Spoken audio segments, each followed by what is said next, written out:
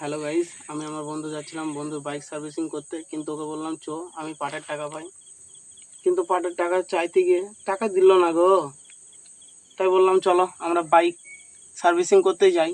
তাই রাস্তায় যেতে যেতে একটু নতুন একটু ভালো লাগলো ভিউগুলো দেখে, ভালো অচেনা জায়গা আর কি আমাদের। তাই ও বললো রিচার্জ করতে হবে। হ্যাঁ, রিচার্জটাও করে নিল ফোনে, টুক করে মেরে দিল, রিচার্জটা হয়ে গেল। এবার বললাম তাহলে এবার আর দেরি করে লাভ নেই, আমরা যাই। কিন্তু যেতে যেতে একটুখানি গিয়ে আমাদের সঙ্গে দেখা হয়ে গেল কিছু আমাদের মানে আমাদেরই পাড়ার ছেলেপেলে, তারা স্কুলে যাচ্ছিল, দেখে একটু লজ্জা পেল। তারপরে গেট পড়ে গিয়েছিল। এখানে মোটামুটি আমাদের আধ ঘন্টা দেরি হয়ে গেছিলো। খুব জ্যাম ছিল, ভিড় ছিল এবং যেতেও খুব অসুবিধা হচ্ছিল।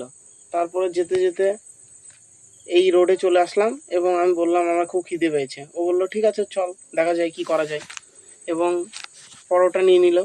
আর পরোটাটা খুব ভালো করেই খেয়ে নিল। আর এই কাকা দিয়েছিল, ঠিক আছে কাকা। তারপরে ও সেই শোরুমে আমরা যে কাজের উদ্দেশ্যে গিয়েছিলাম সেই কাজের জন্যই ঢুকে পড়লাম। আর অনেকক্ষণ দেরি হয়ে গেছিলো, 3-4 ঘন্টা। বন্ধু ডিপ্রেশনে পড়ে গেছে একদম। তারপরে সার্ভিসিং চলছে, দেখুন মিস্ত্রি খুব সুন্দর কাজ করছে অভিজ্ঞতা নিয়ে। এবং ও বললো ঠিক আছে চল খাবার খাবো, এবং এই তো এসেছি খেতে, কিন্তু দেখছি কিছুই নেই, চাটিবাটি গুটিয়ে নিয়েছে একদম। আমরা তাই ঘুরে বাড়ির দিকে আসছি এবং বন্ধু বলছে বিরিয়ানি খাবি, আমি বললাম ঠিক আছে। এই তো বিরিয়ানির দোকানে চলে এসছে, একদম গ্যাপ গ্যাপ করে 2 প্লেট সেটে দিল, দেখছো তো। তারপরে প্যান্টের দোকানে গেলাম এবং কাজ সেরে বাড়ি চলে আসলাম আমরা।